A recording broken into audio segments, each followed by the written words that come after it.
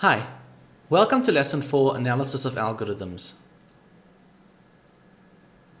At the end of this lesson, you should be able to design an experiment to compare the growth rates of two algorithms, implement two solutions for the average array problem, a quadratic solution and a linear time solution, empirically compare the runtimes of the quadratic and linear time solution for the average array algorithm for varying input sizes, and finally, plot the growth rates of both solutions using GNUplot.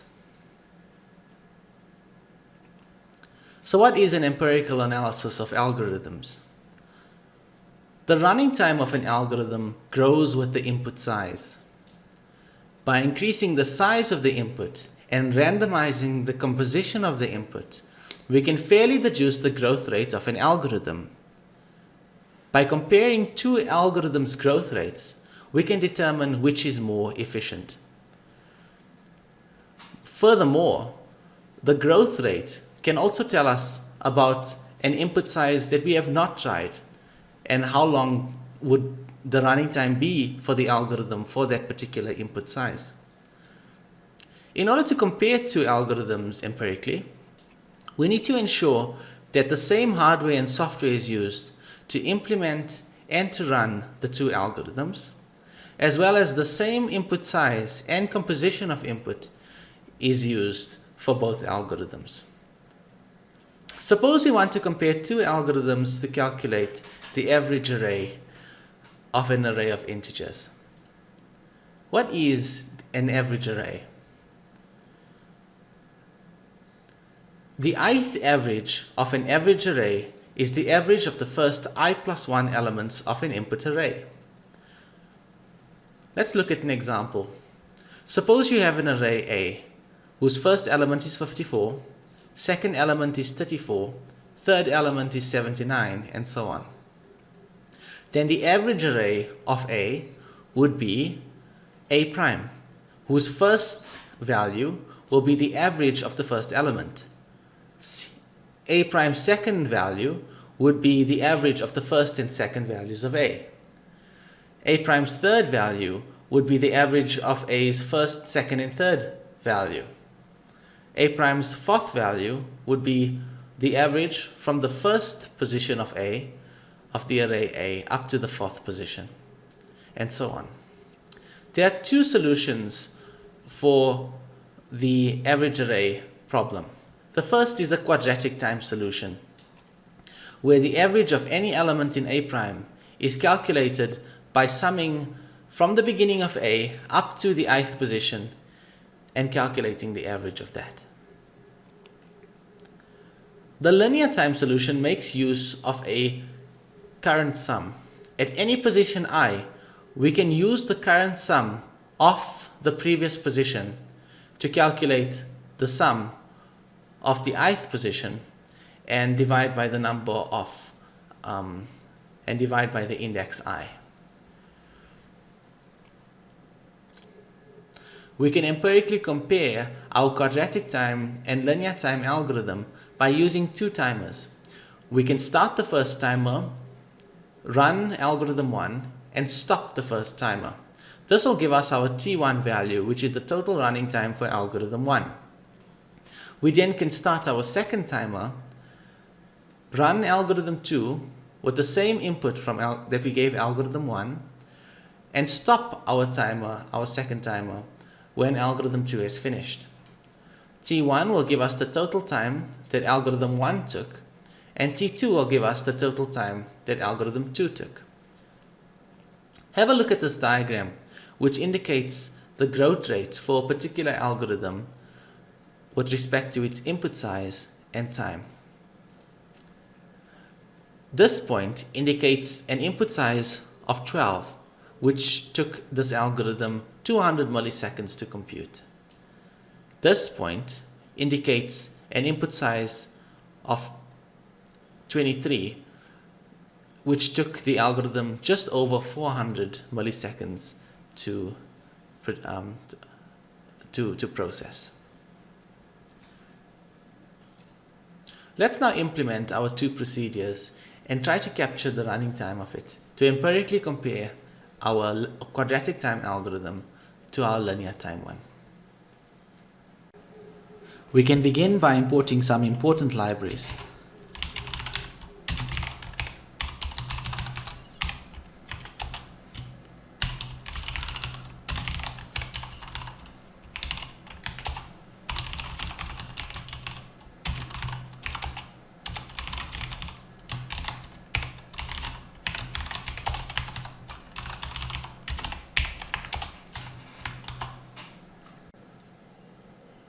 To time our linear time algorithm and quadratic time algorithm, we can use objects that take snapshots of the system clock.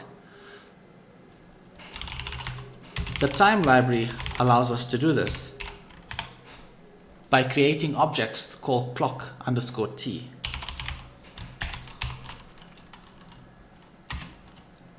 Let's create 4 of these objects that can copy the system clock when prompted by the clock function.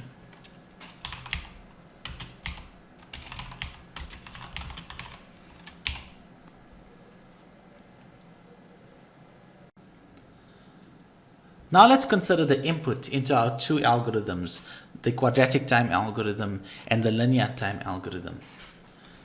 We can start off with an input size of 0.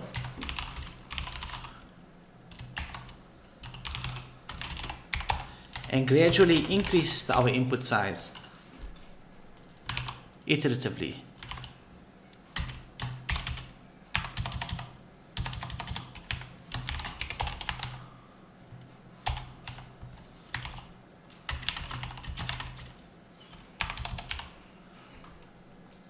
Here, we're creating a while loop which iteratively increments our input size to be less than a particular threshold value.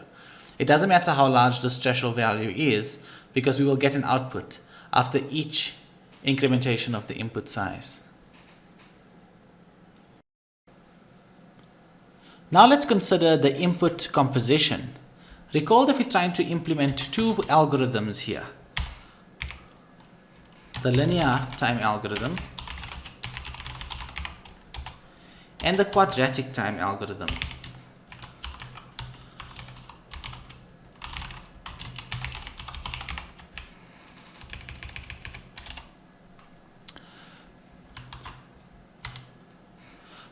So let's define the input composition. We can define an array called array on heap memory with the length of input size. We could populate our array with random numbers, or we could populate our array with the index. So let's do the latter. Since our input will be the same for both algorithms, it doesn't matter what we choose as the values for each array.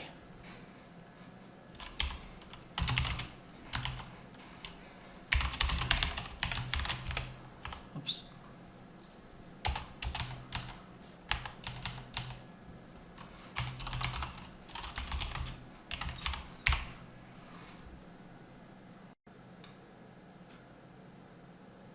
We need to arrange the sequence in which our clock_t objects take the timestamp of our system clock. Our T1 will take a timestamp of the system clock before our linear time algorithm implements. Our T2 will take a timestamp of our system clock after our linear time algorithm runs. And our T3 and T4 will do the same for our quadratic time algorithm.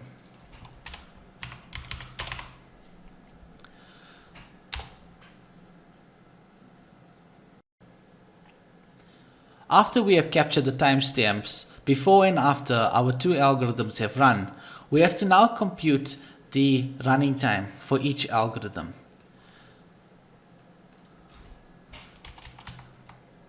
Let's do this at the end of our while loop. We will create a variable called algorithm1 running time.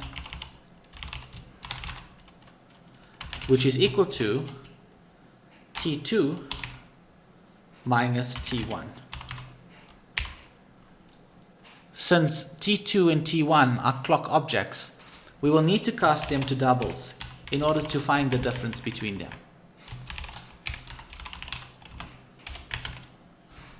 We can do the same for algorithm 2.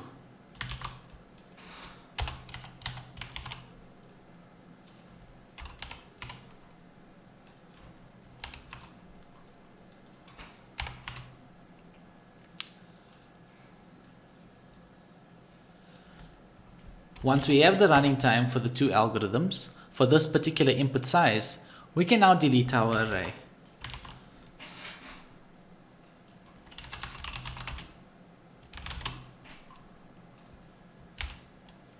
And print out the running time for the two algorithms.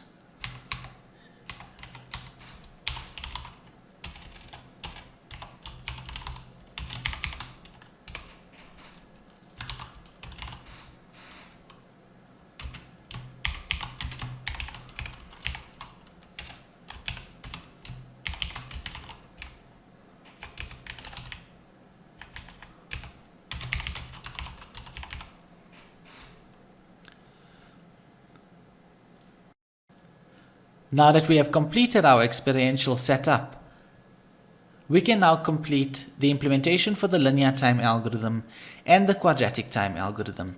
Let's begin with the quadratic time algorithm. We can begin by creating a variable to store the sum.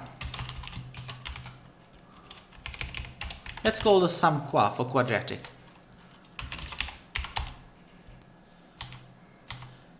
We can now define our average array. Let's call it average array qua for quadratic time algorithm.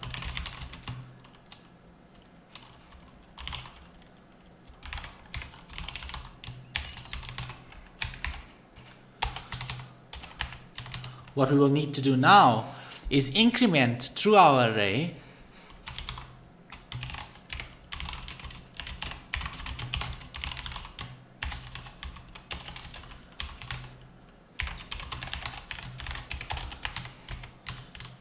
and calculate the sum from the start index.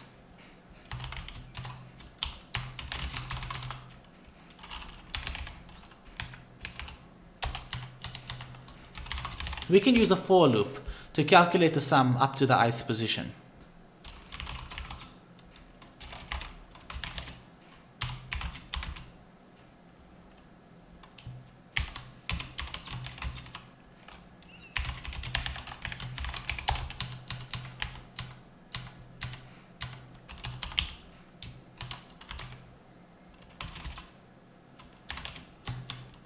Sum qua now will store the sum up to the ith position.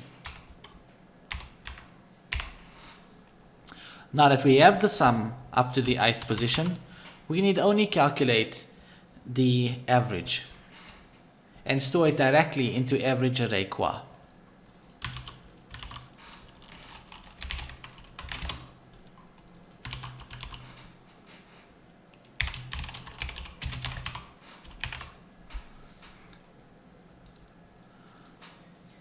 Recall that we initialized our average array qua using new.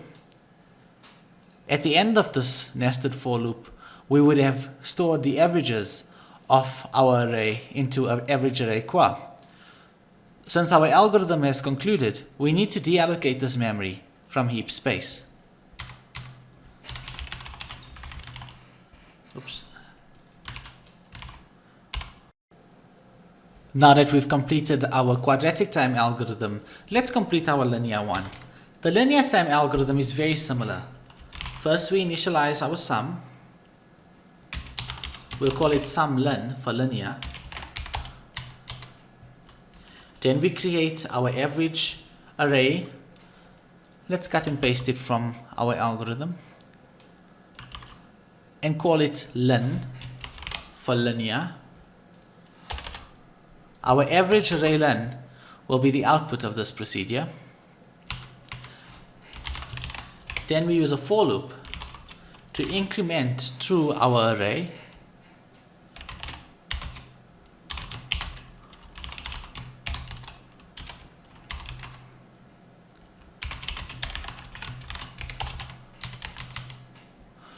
we will now define our running sum as sumlen.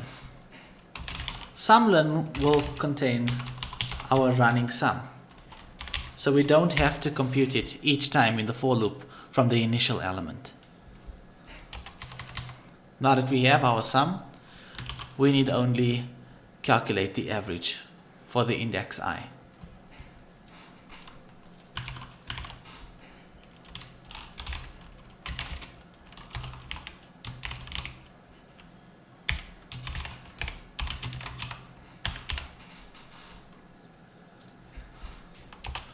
Always remember that at the end of your procedure, if you are done using a data structure, be sure to deallocate it.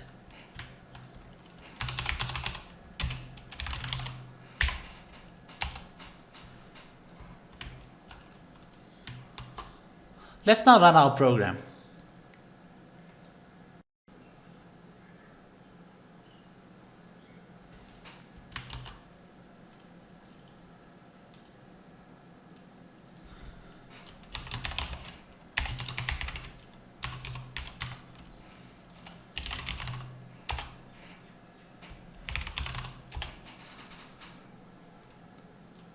We see that the running time for the linear algorithm is given by the first column, and the running time for the second algorithm is given by the second column.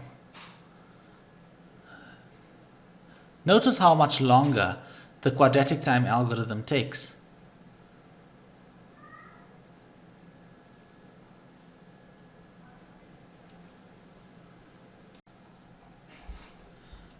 We can interrupt our program by holding down Control and pressing C. In order to visualize this, we can use a program called GnuPlot.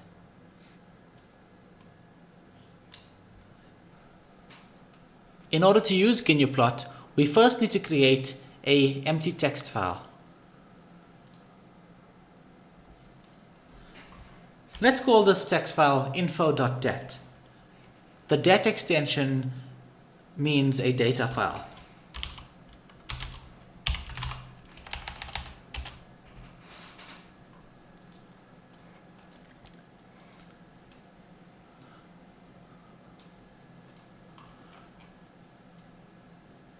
We're going to have to cut and paste all of this information into our data file.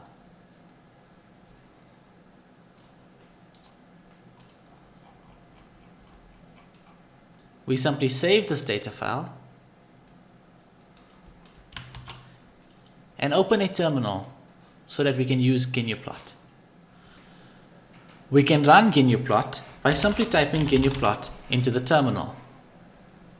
We can set the log scale so we can visualize both the linear and quadratic growth rates on the same plot. And finally, we can use the plot command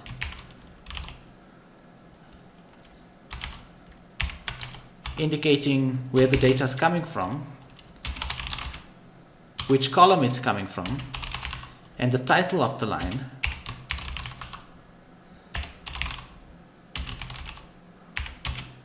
Using this command.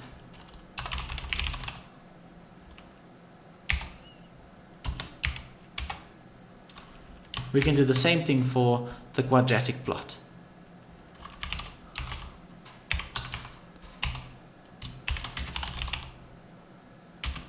Using the second column with the title quadratic time algorithm with lines.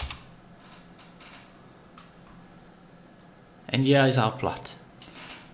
You can see the difference in growth rates between the quadratic time algorithm and the linear time algorithm. We see that generally the linear time algorithm is more efficient for large input sizes than the quadratic time algorithm.